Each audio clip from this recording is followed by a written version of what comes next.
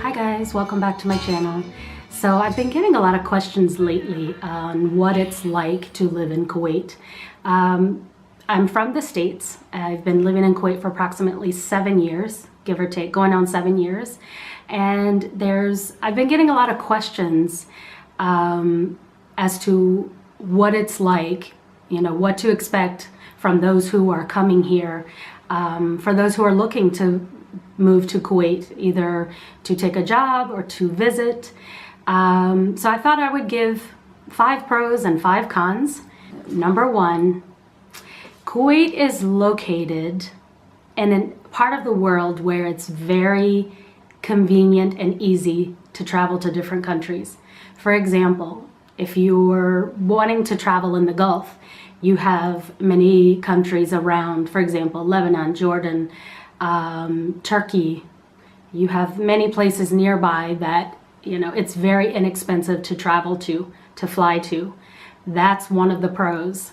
You can also travel to London, to Europe, you could get tickets that are very inexpensive. That's number 1. Number 2 is going to be buying a car in Kuwait is inexpensive. And what I mean by that is I'm comparing it to buying a car in the States. Now, if you want to buy a new car in the States, you have to pay high taxes. There's just a lot of fees and interest and everything that's added into that makes you kind of second guess. Maybe you just want to go ahead and buy a used car.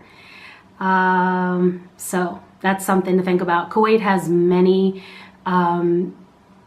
makes and models of cars that are inexpensive, I will say. And it's for all budgets, not for just someone who makes a lot of money.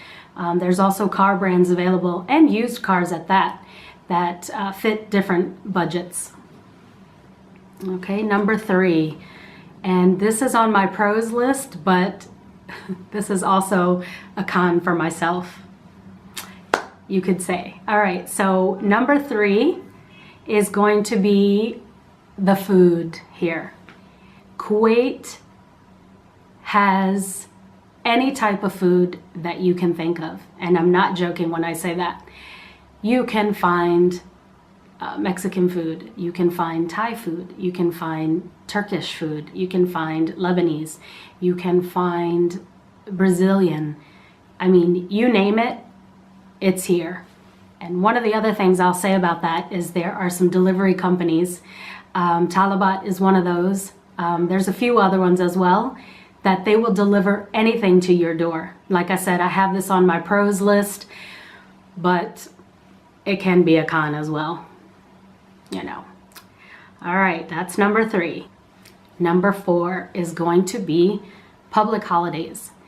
Now, and I guess too, it depends on where you work, but where I've been working at here in Kuwait is we have a lot of days off. And it could either be for religious holidays, it could be for national holidays of the country. Okay, number 5 is going to be tax-free salary. And that is a plus. And again, I'm referring to myself coming from the States where you're taxed on everything. So that's a big plus. All right, now for the 5 cons. The number 1 on my cons list is going to be missing family. So I'm here alone in Kuwait, and all of my family are of course back in the States. So this is one of the most difficult things, is not having family here and around. Number 2 on my cons list is going to be obtaining a driver's license. There are some new laws that just came out, from my understanding, that you have to have been working in Kuwait for 2 years, and you have to have a degree.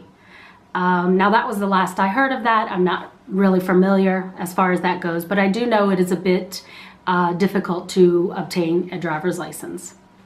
Okay, number 3. Now, number 2 was how to obtain a driver's license here. It's a bit, it can be a bit difficult.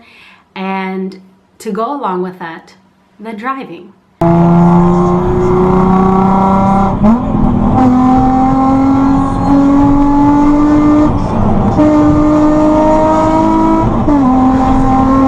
I've seen a lot of videos and, you know, hear a lot of people talk about it. The driving in Kuwait, let's just say it can be a bit hectic. Okay, number 4 on my cons list is going to be the heat. Now, most of you know that Kuwait is located in the Middle East, and in this region it's desert area, and it's very hot in the summertime here, so temperatures can reach well over 105, 110 and above. So this is something to consider if you plan to come and live not only in Kuwait, in the Middle Eastern region. It gets a bit hot, we'll say, in the summertime. Okay, number 5 on the cons list is if you have a job here, for example, that you work more than 8 hours. And again, I'm comparing this back to the States. In the States, 40 hours is regular pay, and anything over 40 hours is paid time and a half. So there are salary jobs where you make a certain amount no matter how many hours you work. But that's one of the things that I noticed here is with some